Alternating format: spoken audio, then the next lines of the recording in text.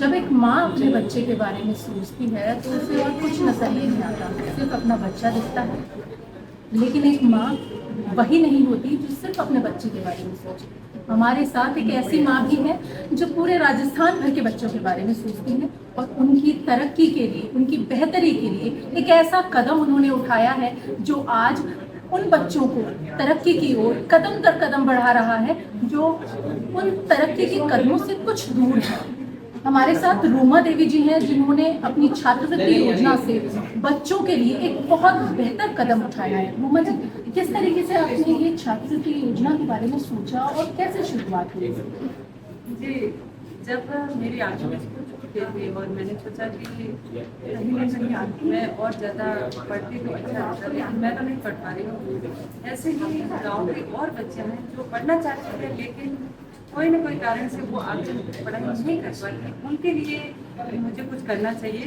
तो आज से 5 साल पहले हमने इस बारे में सोचा था और जो गढ़वाल फैमिली है उन्होंने कहा कि मेरी माता जी की यही कहानी है कि वो खुद अनपढ़ थी लेकिन हम सब बच्चों को पढ़ाया। तो उनकी याद में हम कुछ ऐसा करना चाहेंगे जो हमारे बेटियां आगे बढ़े। तो हमने 5 साल पहले इस योजना को आरंभ किया और ये अभी हमारा 5वां साल है। हर साल 20 से 25 लाख रुपए की छात्रवृत्ति हम बच्चों को देते हैं।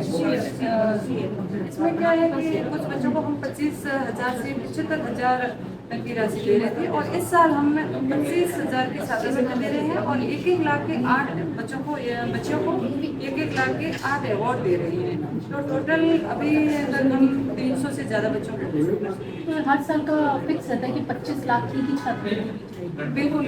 कभी हमारे पास में जिस तरीके से राशि बढ़ जाती है तो हम और बच्चों को पढ़ा लेते हैं, कभी कम होती है तो वो थोड़े बहुत कम हो जाते हैं। अच्छा, मतलब जैसे जैसे आपकी आय होती है उसमें से बचा करके बिल्कुल मैम, और फिर उन मैं तो बच्चों को सबको बोलती हूँ कि आप भले अपना बंगला बना लो या गाड़ियाँ ले लो महंगी महंगी, लेकिन आप दूसरों के लिए सहयोग करोगे और वो सफलता उनको मिलेगी और उनकी दुआएं अपन को मिलेगी, उसमें ज़्यादा खुशी है। क्योंकि आज किसी की जिंदगी बन रही है, किसी का करियर बन रहा है, मुझे उसमें ज़्यादा खुशी होती है। आपको मैं बताऊँ, मैंने कभी ये सपना नहीं रखी कि मेरा घर होगा, मेरे पास में अच्छी गाड़ी होगी, मैंने ये कभी नहीं सोचा। मैंने सिर्फ काम करने के लिए सोचा है और जो जो तकलीफें मुझे आई है और मेरी बहनों को ना आए, ये हमेशा इसी सोच के साथ में मैं काम कर रही हूँ। क्योंकि आप देख सकते हैं मेरे पास जो ससुर जी का घर है उसी में हम रहते हैं, मुझे कोई दिक्कत नहीं है। लेकिन मैं ये चाहती हूँ कि जो बच्चियाँ कुछ करना चाहती है उनके लिए कुछ कर पाए। देखिए, रूमा देवी जी के बारे में आपको बता दूं कि रूमा देवी वही नाम है जिनके ऊपर एक फिल्म भी बन चुकी है, सुई धागा, काफ़ी फेमस फिल्म रही।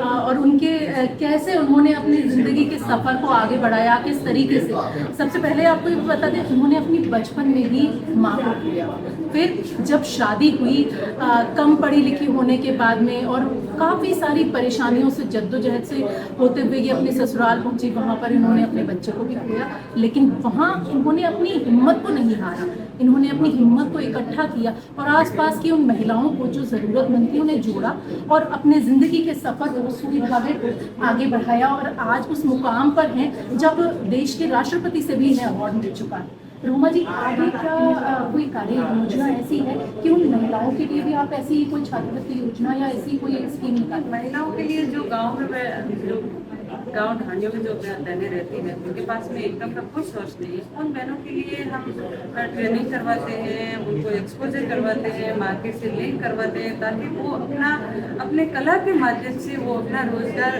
और अपना काम कर सके, अपना घर चला सके, अपने बच्चों को पढ़ा सके। और जब ट्रेनिंग होती है तब वही महिलाएं जो कभी घर से बाहर नहीं निकली लेकिन घर का काम करके टिफिन लेके फटाफट वो ट्रेनिंग में पहुंचती है और बोलती है कि जैसे बच्चे स्कूल जाते हैं वैसे ही हमें फील होता है।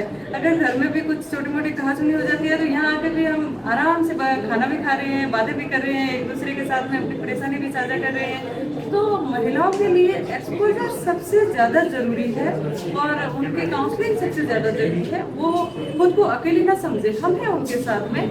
वो सोचती है कि हम कम पढ़ी लिखी हैं, हम गाँव में बैठी हैं। मैं उन सभी बहनों को ये कहना चाहूँगी, आप ये बिल्कुल ना सोचें, आप जहाँ हैं जो करना चाहें वो आप वहीं से शुरुआत करिए, आपको सफलता जरूर मिलेगी। कमी ऐसी लगती है आज भी इतने साल हो गए आपको काम करते हुए, महिलाओं के साथ काम करते हुए, लेकिन राजस्थान में अब भी कुछ बदलना चाहिए, क्या लगता है? बिल्कुल काफ़ी चीज़ों में बदलाव आया भी है और आने वाले टाइम में और बदलाव आना बहुत जरूरी है। ऐसे ही और वीडियोस देखने के लिए सब्सक्राइब करें मॉर्निंग न्यूज इंडिया को और जुड़े रहिए हमारे साथ।